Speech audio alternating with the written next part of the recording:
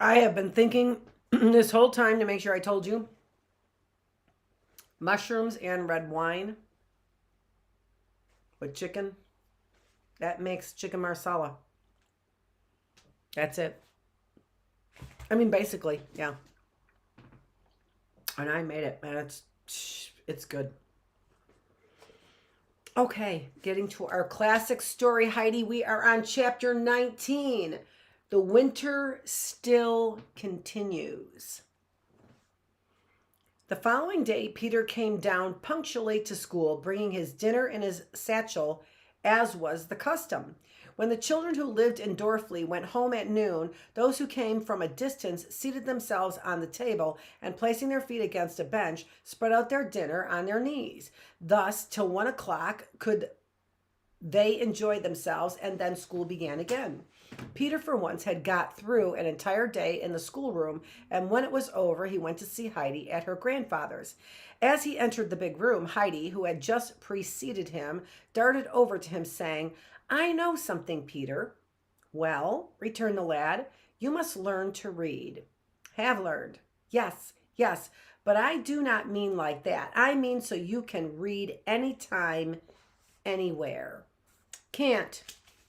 No one will believe that of you any longer. Not I, certainly," said Heidi. Take that off so we can get the picture there. Said Heidi eagerly. "The grandmamma in Frankfurt knew it was not true, and she told me not to believe it." This piece of news surprised Peter very much. "I will teach you to read. I know quite well how," continued Heidi. "You must learn, and then read a hymn or two to the grandmother every day." That's nothing," grumbled Peter. This obstinate resistance against something that was good and right, and that Heidi had so much at heart, excited the child's indignation.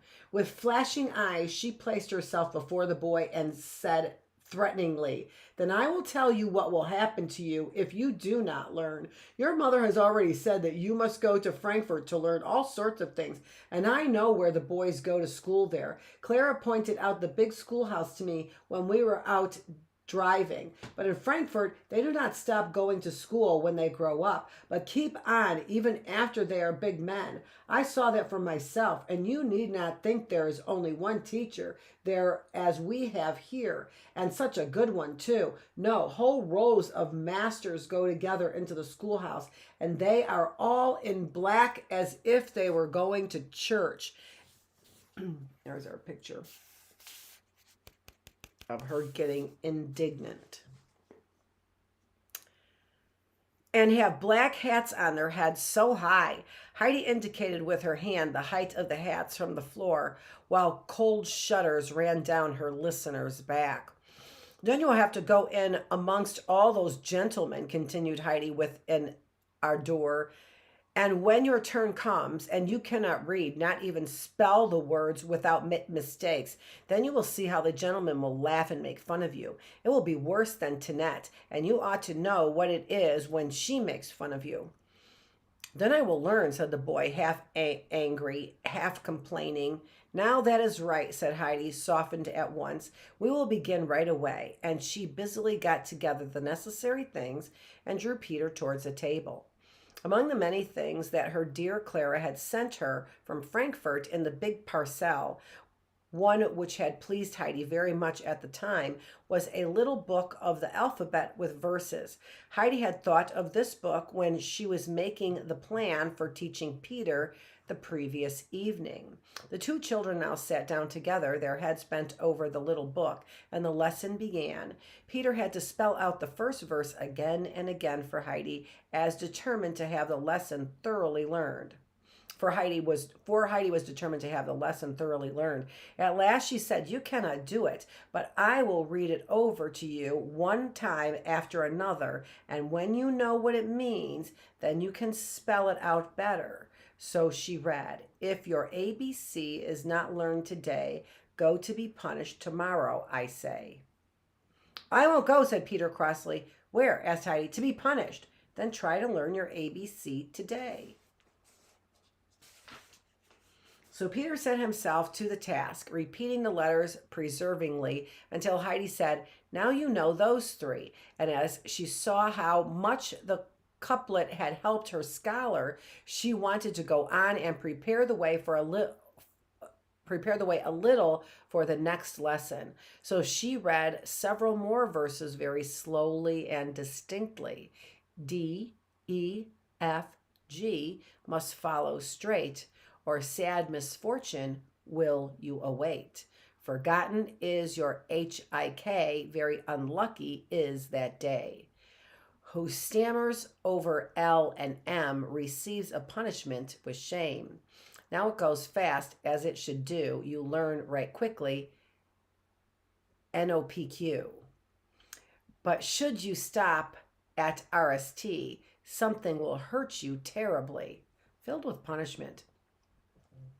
It is kind of those Hansel and Gretel kind of stories, right? I mean that those verses there, not this story. Here Heidi stopped, for Peter was as still as a mouse, and she had to look to see what he was about. All these threatenings and mysterious warnings had frightened him so terribly that he did not dare to stir, and sat staring at the little girl full of alarm. His look stirred her tender heart, and she said reassuringly, "You need not be frightened, Peter. If you will come to me every morning, not as you go to school, but regularly, I will teach you. And if you learn as fast as you have today, at last you will know all the letters, and the other things will not happen. But remember, you must not let the snow keep you away." Peter promised, for he was quite tame and docile after the fright he had received. He followed his little teacher's directions faithfully and studied his letters every evening till he had them all by heart, and the verses too. The grandfather often sat in the room, smoking his pipe and listening to the exercises, and often the corners of his mouth twitched with a suppressed laughter. It was so droll. Peter was generally rewarded with an invitation to supper after his tremendous exertions. This always consoled him and removed any danger of his sufferings from the fright caused by the verses and their threatened punishments. The winter days passed, one after another, bringing the lad with them, who made fair progress with his alphabet. At last they reached the letter V, and Heidi read the couplet.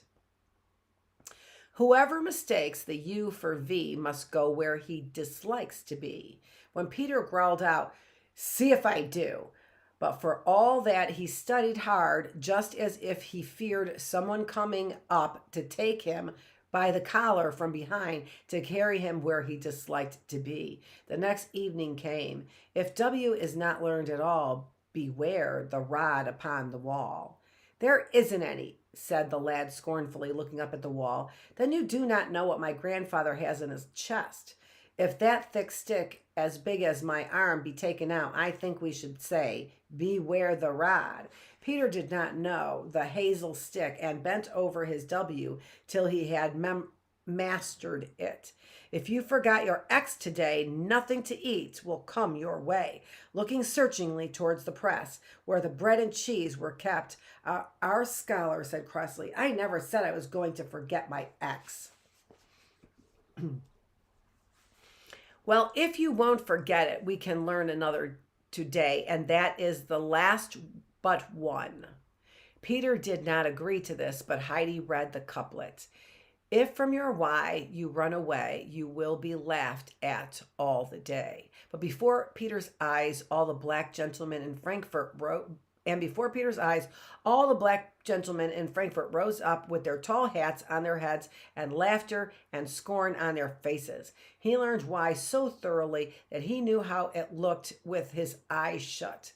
But the next day found him in rather a high and mighty mood, for there was only one more letter to be learned. So when his patient teacher read, "Who stops and ponders over Z, unto the Hottentots must be led," he called out scornfully, "Oh yes, but nobody knows where to find them." "Truly, Peter, my grandfather knows all about them. I will run over to the parsonage and ask him." And Heidi jumped up and ran to the door. "Wait," cried Peter, who felt as if the uncle and the pastor at his back would be upon him and trice and pack him off to the Hottentots for he really had forgotten what to call Z. The earnestness in his tone made Heidi pause. "What is the matter with you?" she asked, astonished. "Nothing. Come back. I will learn it." He stammered out. But Heidi had begun to feel interested about these Hottentots herself and wished to know where they did live, and she was going over to find out. But her pupil called after her so despairingly that she yielded, extracting extra work from him in return.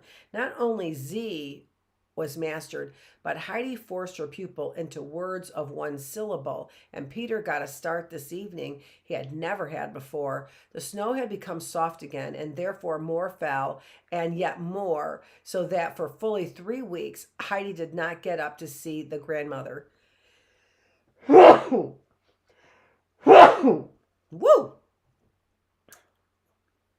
Excuse me, bless me. All the harder she worked with Peter in order that he might be able to read the hymns. At last one evening, the lad entered the mother's sitting room and announced in his usual abrupt fashion, "I know how."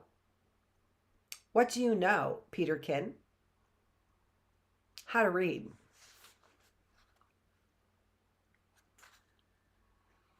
"Is it possible, my son? Mother, did you hear that?" cried Bridget, full of admiration. Of course, the grandmother was much interested and full of wonderment as to how this had come about.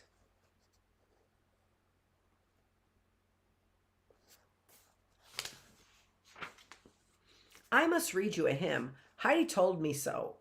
Heidi told me to," went on Peter. Bridget quickly brought the book, and Peter began to read aloud.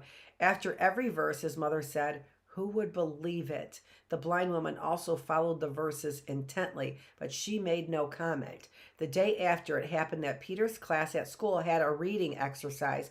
When our young friend's turn came, the teacher asked, "Shall we skip you, Peter, as usual, or will you try?" "I will not say to read, but to stammer out a line or two." Peter began and read 2 or 3 lines without a single mistake. The teacher laid down his book and stared at the boy as if he had never heard reading before. "Peter," he said at last, "a miracle must have taken place. As long as with unbroken patience I worked daily over your reading, you never even learned your letters. After I gave up trying to teach you as a waste of time, here you are reading perfectly well. Whence come in our age such a miracle, Peter?" "From Heidi," answered the lad. The teacher looked at Heidi, who was sitting quietly in her place and had not in any way the appearance of a miracle worker. "I have noticed indeed a change in you, Peter," continued the master. "Formerly you were often a whole week without coming down to school at all. Now you never stay away, but come regularly. To what am I to attribute this change?" "To the uncle," was the reply. With increasing astonishment, the teacher looked from Peter to Heidi and from the little girl back to Peter again. Then he said cautiously, "You may read again." Peter did so, and satisfactorily. It was indeed true. He had learned to read. As soon as he had dismissed the master hastened to the parsonage to relate what had taken place that day and to bear testimony to the good influence exerted by Heidi and her grandfather over those about them. Every evening at home, Peter read aloud a single hymn. Thus far, he obeyed Heidi, but he never volunteered a second, nor did his grandmother ever ask for a repetition. Bridget's delight, however, was undiminished, and often, when the reader had long been fast asleep, she would say proudly, "We cannot be thankful enough, Mother, that Peterkin has learned to read. We may expect wonderful things from him now." "Yes," said the mother one night. "Yes, it is well for Peter that he has at last learned something. But I hope the good God will soon let the spring come so that I may have Heidi again. Something is left out so often when Peterkin reads to me. I have to think about it, and then I lose the place, and they don't do me the good that they do when Heidi reads them. For the truth was that Peter, in order to make the reading as easy for himself as possible, left out all the long words or those that looked difficult. There are enough left, he said to himself. The grandmother will never miss them. So naturally, the sense of the verses suffered in Peter's manner of reading them. That's a little interesting, isn't it? This is Dr. Annette Feravich. We will start Chapter 20, The Distant Friends Bestir themselves. Interesting word, bestir, right? Distant friends bestir themselves. So we will start reading chapter 20 tomorrow of our classic story, Heidi, by Johanna Spyri. Thanks so much for joining me. In the classroom, this is the reading room. You're here with the teacher. Thanks.